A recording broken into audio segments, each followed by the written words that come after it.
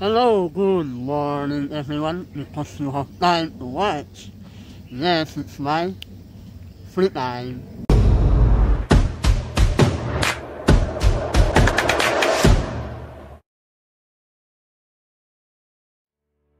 Ang pagiging overseas Filipino worker ay hindi basta-basta, lalo na kung hindi ka sanay sa bagong kapaligiran, bagong salita at trabaho.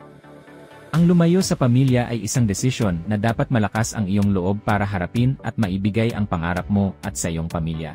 Sa pagbabahagi ng kanyang karanasan sa unang pagkakataon sa labas ng bansa, ating alamin ang kasagutan. Ayan, so andito ako ngayon sa Chunmun. Chunwan. Ayan o. So, dito sa bundok. Ayan o. Ayan.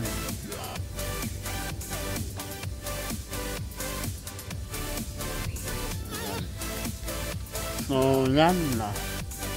We are going to continue answering some question na hindi man direkta na tinatanong sa akin, no? Kundi sa kaisipan na karamihan. So, tara. Ayan, so habang hinihintay ko ang aking amo, ay ang aking alaga, kasi pumunta siya doon na ganun-ganun, okay? So, yun, mainit ang panahon ngayon, no? So, anyway, sasagutin natin yung mga katanungan na gumugulo sa kaisipan na karamihan. Ayan, so, let's go! Kumusta ang naging amo mo? So, December 2013, ako po ay first time na nakarating na Hong Kong. Unang employer, no? Ang amo ko naman ay, okay naman sila.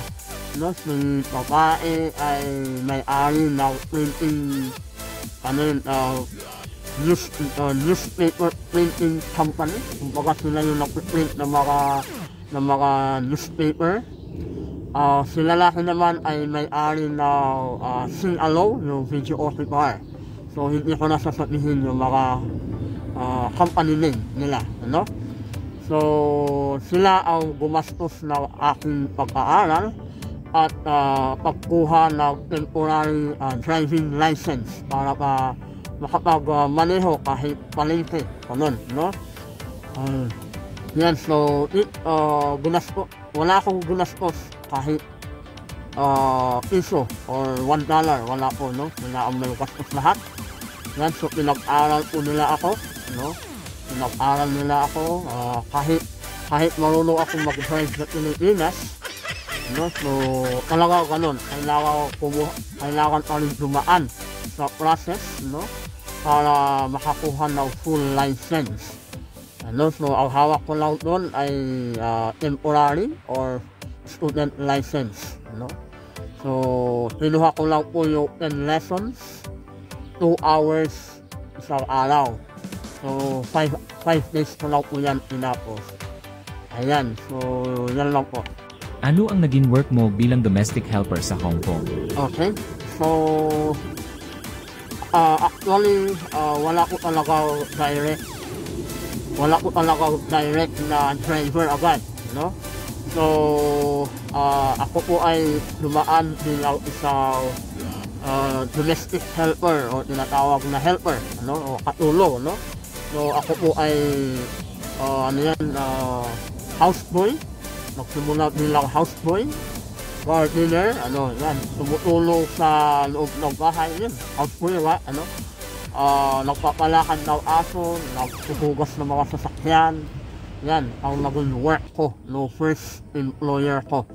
So, habang nag-aantay ako na makapasa sa driving license, driving test. Magkano ang sahod mo at nakapasa ka ba sa iyong driver license exam? Okay, so way back 2013, ang sahod ko po ay minimum.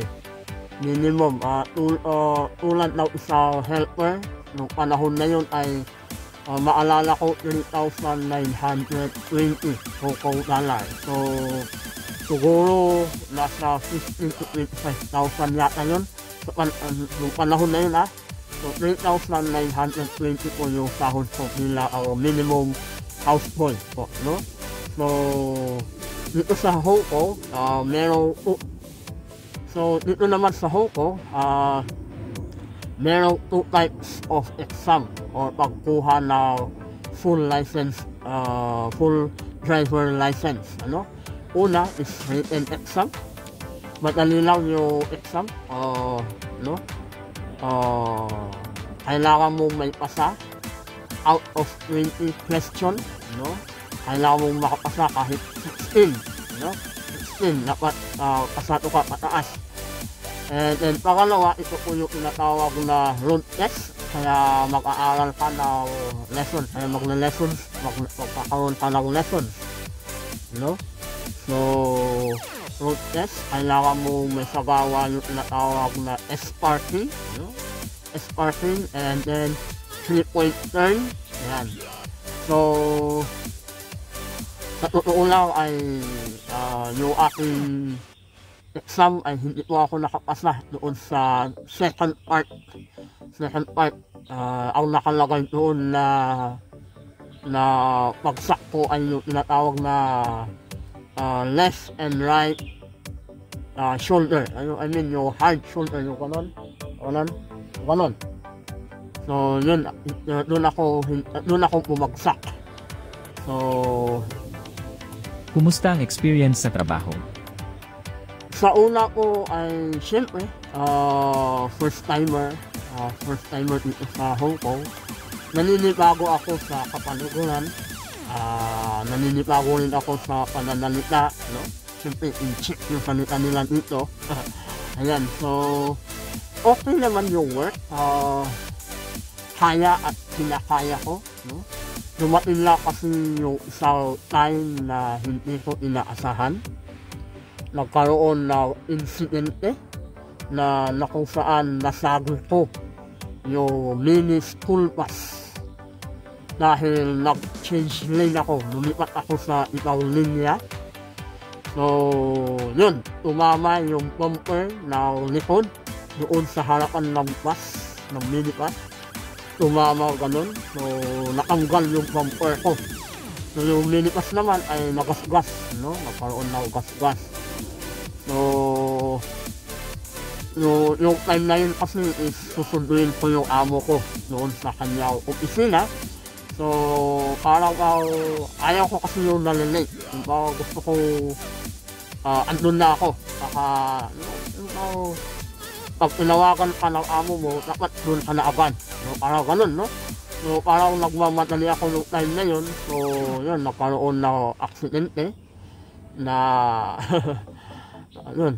So, yun yung panahon na yun ay yun nga, sabi ko kanina, wala pa akong full license. Ang meron lang sa akin ay temporary or student license. So, ginawa na amo ko, ginausap yung driver ng minibus, siguro para bayaran, no? Bayaran yung gas-gas, and then pinausap din yung pulis na dumating. Kasi talaga wala akong laban doon, no? Dahil student license lang ang meron sa akin. So, yun lang naman yung naging experience ko nung pagkakataon yun. Ayan. Bayad ka ba ng amo mo? Ano pa ang nangyari?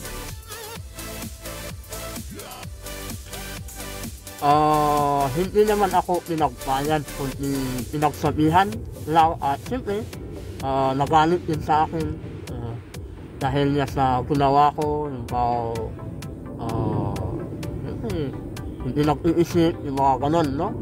So, tapos na ginawa lang ng amo ko, kung lalaki ay yun yan, binayaran, mga gastos.